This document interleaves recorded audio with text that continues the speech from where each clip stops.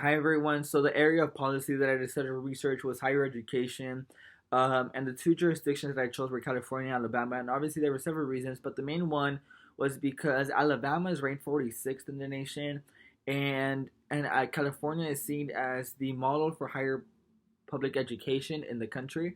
So I wanted to compare that, and also because they're both controlled by two separate parties, so I wanted to see like the difference between that.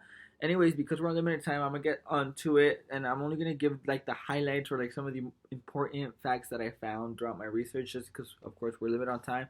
So I'm gonna get started. So I started talking about like the Alabama budget and the investments per individual. And support for higher education has fallen short in recent years in the state of Alabama.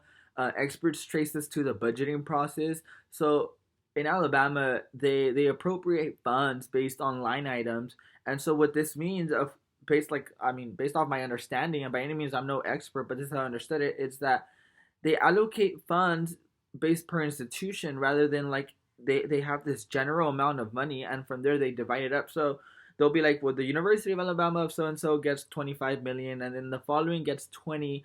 And so experts note that it during this process there is a large amount of lobbyists and special interest groups who are getting being involved in the process. And while every institution will end up being funded, the end result is that they're always underfunded, and so no one ever really wins. And while one institution might be having more, the end result is that they're just completely underfunded. And so on average, Alabama has cut funding for 4,446.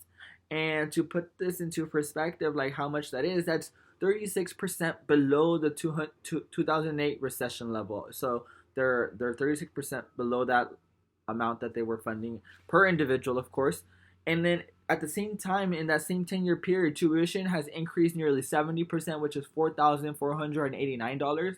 And to put this into perspective to see how much that is compared to what families are making, I looked at the median household income, and in that same 10-year period from 2008 to 2018, the median household income has increased only 1.8%. And so what you're seeing is that states are shifting the burden of higher education onto families, and at disproportionate rates, you're seeing that low-income families and families of color are feeling the burden of this. Similarly, in California, they've seen also funds being cut in recent years. Tuition has increased 68% in that same 10-year period since 28.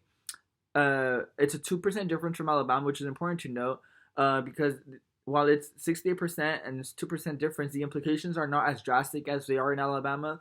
Surprisingly, during the same 10-year period, investment per individual actually in California has increased 2.5%, which is an equivalent of $250 per individual. And while it might not seem a lot, it's interesting to see how in one state it's increased. They've managed to increase what they were prior to the recession level, while in Alabama they're 36% below. Experts trace this increase in investment to the budgeting process. So the budgeting process here in California is really different. So they get their funds through the general fund for higher education. So how I said, it's in a pool of money, and then they just give it to each system, and each system determines how much um, each institution will get. I should point out that California is does have the fifth largest economy and is one of the larger states with the larger population. Maybe that's why I didn't look into if that was one of the factors, but for those who are interested, you may look into it. I also talked about the structure in each state's higher education system and their successes. So California, as we know, is divided into three sections: the community college, the Cal State system, and the UC. The CC is the nation's largest higher education system with 2.1 million students.